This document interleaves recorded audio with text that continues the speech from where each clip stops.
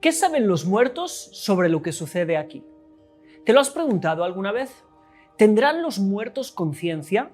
¿O has tenido alguna experiencia en la que has sentido que alguien en el más allá está intentando mandarte algún tipo de mensaje? Estoy seguro que muchos de ustedes que me están viendo, sí.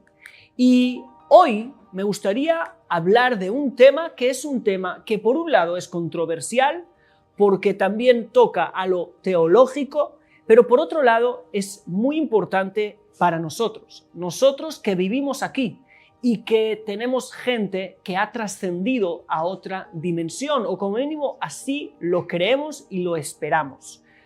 ¿Podremos tener algún tipo de contacto con ellos o estarán sabiendo ellos lo que nosotros pensamos o hacemos por ellos?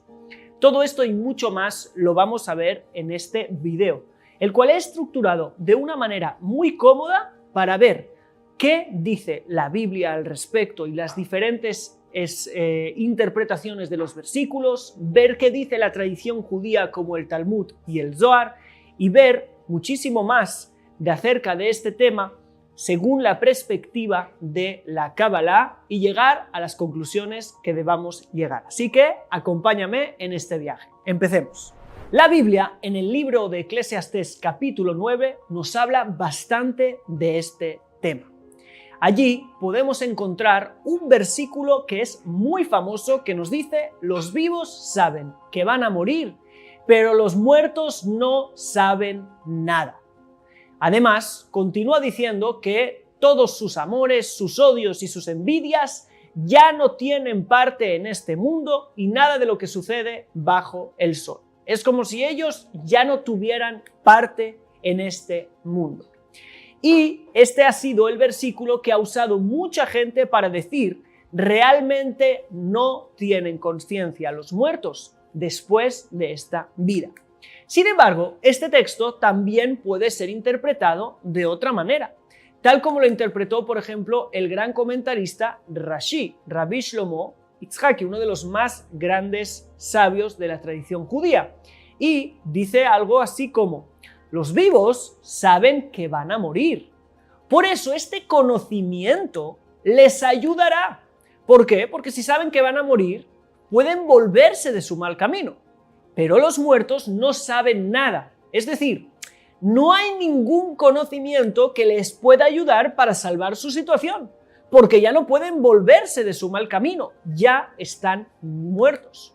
En comparación con el conocimiento de los vivos, que saben algo y esto les ayuda, los muertos no saben nada que les sirva de ayuda. No tienen nada que saber porque ya no les va a ayudar para nada. Así pues, este versículo solo no es necesariamente el versículo que nos lleve a la conclusión que los muertos saben o no saben algo. Hay algunos otros versículos que también parecen insinuar lo mismo. Por ejemplo, el profeta Isaías en el capítulo 38 dice: no volveré a ver allá en la tierra de los vivientes, no miraré más a la humanidad, ni estaré más con los que habitan ahora en este mundo. Allí es el verso 11 y de alguna manera sugiere que después de la muerte ya no hay conexión con este mundo, ¿sí? No veré más a la humanidad. Sin embargo, si lo vemos en el contexto, veremos que de nuevo este versículo también caben en él otras interpretaciones que no nos llevan a la misma conclusión. Porque dice: no veré más al Eterno, sin embargo, lo veré de otra manera. ¿Sí? No lo veré más como lo veía aquí en este mundo, pero cuando trascienda sí que obviamente voy a tener otra vez conocimiento o voy a verlo, ¿sí?, de otra manera. No lo veré como lo veo hoy en la tierra de los vivientes. Y dice después: y no veré más a la humanidad. Sí, es decir, no la veré igual que no veré a Dios aquí, tampoco veré a la humanidad aquí. Pero eso no significa que de otra manera no los vaya a ver, desde otro plano no los vaya a ver. ¿Sí? No es seguro que este versículo de nuevo nos indique lo que mucha gente quiere leer en el versículo, que los muertos no tienen conciencia. Aprovecho esta pausa de unos pocos segundos para contarte cómo puedes hacer que los mejores rabinos, maestros y guías espirituales de Israel sean tus mentores. Y es haciendo clic aquí abajo, informándote más acerca de la Academia Co-Creadores, la academia de crecimiento personal y espiritual según la visión de la Kabbalah y el judaísmo más grande de Internet. Otro versículo sobre el tema se encuentra en el libro de Job, ¿sí? Donde está escrito: el alma ve y siente el sufrimiento del cuerpo. Es decir, sabe lo que está sucediendo con su cuerpo. Algo le duele, podemos ver eso en Job 14:22. Y después dice que el alma queda enlutada por la pérdida de su cuerpo. Por otro lado, el verso anterior a este, donde parece ser que el alma tiene conciencia de lo que ocurre después de la muerte, como mínimo consigo mismo, dice: le honrarán sus hijos y no lo sabrá, le harán sufrir y no lo entenderá. Como si los muertos realmente no supieran nada. Como si, por un lado, el alma sabe de su propio sufrimiento, pero no sabe nada de lo que hacen sus hijos, si le honran o no. Pero, de nuevo, este versículo también está dado a la interpretación, de que de ese conocimiento no significa que no tenga conciencia o no pueda tener conciencia acerca de esto, sino que realmente esto no le afecta en nada. Tanto si lo honran mucho como si le hacen sufrir, él ya está en otro plano y eso ya no le afecta. Y otro texto que no debemos dejar de analizar y nos llevará a conclusiones increíbles es el del profeta Samuel con Saúl.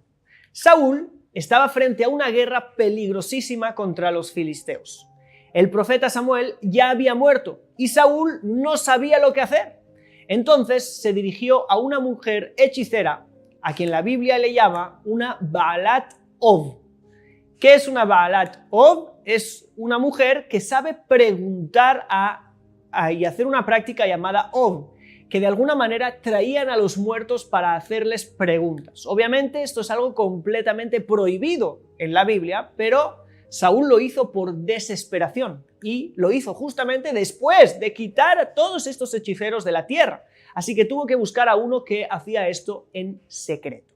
Sin embargo, este texto, que de alguna manera nos muestra que fue Saúl con esta mujer y consiguieron traer el alma del profeta Samuel y preguntarle, ¿sí? Y Samuel sabía exactamente lo que estaba pasando y todo lo que iba a pasar, no es necesariamente un texto que diga que los muertos saben lo que pasa. Bueno, pero ahí dice que Samuel habló y tuvo conciencia y dijo lo que iba a pasar. Sí, pero los comentaristas han debatido muchísimo sobre este tema. Rabbi Shmuel ben Jofni, uno de los grandes sabios de la historia, argumentó que todo el acto de esa pregunta a los muertos, ¿sí? Del Ov, todo era un engaño y un truco. No era real. No era real. Eran cosas que las personas jugaban con la imaginación de los demás, pero no era verdad que un muerto de alguna manera lo sacara. Así lo dice también Maimónides, el gran sabio, que todas esas hechicerías parecían ser reales, pero eran trucos como de magia. El Ralbag, Rabbi Levi ben Gershom, sugirió que era un producto de la imaginación de Saúl, pero que realmente nada estaba pasando, ¿sí? Igual que sus anteriores. Sin embargo, los textos indican que el evento fue real y que Samuel profetizó sobre el futuro de lo que iba a pasar. Así que eso no era algo de la imaginación, parece ser, sino que había ahí algo más. Rabbi Hai Gaon y Rabbi Sadia Gaon creían que no fue la mujer quien realmente de alguna manera, revivió, trajo a Samuel, sino que si ella lo hubiera intentado, no lo hubiera conseguido. Pero Dios quiso revelar a Saúl su futuro y por eso es que hizo una excepción y permitió que de alguna manera el profeta Samuel despertara, ¿sí? Para darle esta respuesta. Pero también esto es un poco complicado. El Malbim, uno de los comentaristas, pregunta: si esto fuera así, ¿por qué Dios no le respondió a Samuel a través del Urim y Tumim o de otros profetas que estaban vivos? Si le quería traer de alguna manera un mensaje, se lo hubiera podido traer de otra manera, no necesariamente de eso. Rabbi Yitzhak Abarbanel propuso que un demonio se apoderó del cuerpo de Samuel. y que es por eso que los textos lo mencionan como Samuel, pero que realmente no era él, sino que un demonio se había apoderado de su cuerpo y había venido y había hablado en su nombre, pero que realmente Samuel estaba en otro plano y no tenía conciencia de eso. Baal Akedah, otro de los grandes comentaristas, sugirió que aquel acto de la mujer provocó que Samuel se manifestara por sí mismo, ¿sí? Y no por fuerza de la brujería. Es decir, el acto en sí, la brujería en sí no tenía fuerza para hacerlo. Pero el querer despertar a Samuel hizo que Samuel se quisiera revelar y despertar. Sin embargo, aunque todas estas opiniones vemos que son controversiales y discuten la una con la otra, el Talmud es muy claro, en el cual este Ov es algo existente y era una práctica que se daba y que realmente conseguían traer a muertos que les revelaran cosas. Y finalmente, el Malbim, uno de los grandes comentaristas, explica que para entender este episodio tenemos que entender que hay una diferencia muy grande de lo que pasa con el alma superior a lo que le pasa al alma inferior después de la muerte. El alma superior es el alma pura, la cual regresa a Dios inmediatamente tras la muerte de la persona. Sin embargo, aparte de la Neshama, que es parte de Dios, que es parte de algo muy elevado y que vuelve a este lugar elevado, es esa conciencia elevada que vuelve a ella muy rápido, hay una parte inferior llamada Nefesh, o el alma vital, que se genera con el cuerpo, ¿sí? Es algo que está siempre unido al cuerpo y que le tarda mucho más separarse del cuerpo y no lo hace hasta que el cuerpo se descompone completamente. Y este proceso toma 12 meses. Durante este tiempo, el Nefesh puede ser controlada por todas estas prácticas de brujería, ¿sí? Aunque el alma de Samuel, la Neshama, en su pureza estaba ante Dios, el Nefesh aún estaba conectado con su cuerpo y por eso es que podía ser de alguna manera controlada por el hechizo. Y esto explicaría más bien el texto, cómo la mujer reconoció a Samuel, se asustó al ver que ascendía, cómo Samuel sabía lo que tenía que pasar y por qué el texto le llama Samuel. Pero esta división entre el Nefesh y la Neshama nos llevará también a una conclusión en cuanto a si los muertos saben o no lo que tiene que pasar. En la división de los niveles del alma, veremos que hay partes que están menos conscientes de lo que ocurre aquí después de la muerte y hay partes que menos. Pero antes debemos de hablar de lo que está escrito en el Talmud acerca de este tema. En el Talmud, en el Tratado de Berajot, página 18, está escrita una historia interesante de un hombre extremadamente justo. En tiempos de hambre y de sequía, un hombre tocó a la puerta de ese hombre justo pidiendo limosna. El hombre justo no solo le dio dinero, sino que lo hizo de una manera muy generosa. La esposa del justo lo expulsó de la casa por haber dado tanto al pobre y él se fue a dormir a un cementerio.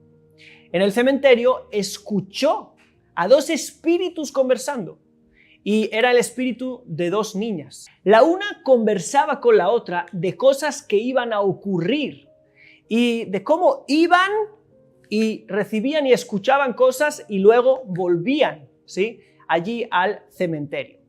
Este hombre que estaba durmiendo allí empezó a escuchar cosas de las cosas que tenían que venir. Y si dijeron, por ejemplo, la primera parte del año será muy buena para las cosechas y la segunda muy mala, él iba, cosechaba en la primera parte y no en la segunda. Y cuando todos perdían, él ganaba. En otra ocasión volvió y escuchó otra vez que decían, pero lo contrario, todos los que planten en la primera parte del año perderán, pero los que lo hagan en la segunda parte ganarán. Y como todos habían visto que él había ganado antes, hicieron lo que él hizo. Pero él hizo lo contrario porque había escuchado otra vez a estos dos espíritus hablando. Y empezó a tener mucho éxito. Su esposa, al descubrir esto, preguntó, ¿cómo es que sabe esto? Y lo hace al contrario de lo que todo el mundo hace. Y él le contó que había escuchado a estos dos espíritus hablar. Al tercer año, los espíritus descubrieron que hay alguien que los estaba escuchando y dejaron de hablar, ¿sí? Y Y esto muestra que hay algunos espíritus preocupados por asuntos que ocurren aquí en el mundo y que pueden saber lo que sucede en el mundo. Esta historia, después de una gran discusión de los sabios en el Talmud, de alguna manera ver los textos que hemos visto antes, por ejemplo el texto de Eclesiastés, que los muertos no saben nada, y ver los textos del libro de Job y otros textos, el Talmud trae esta historia para probar que realmente estos espíritus saben exactamente lo que sucede en el mundo.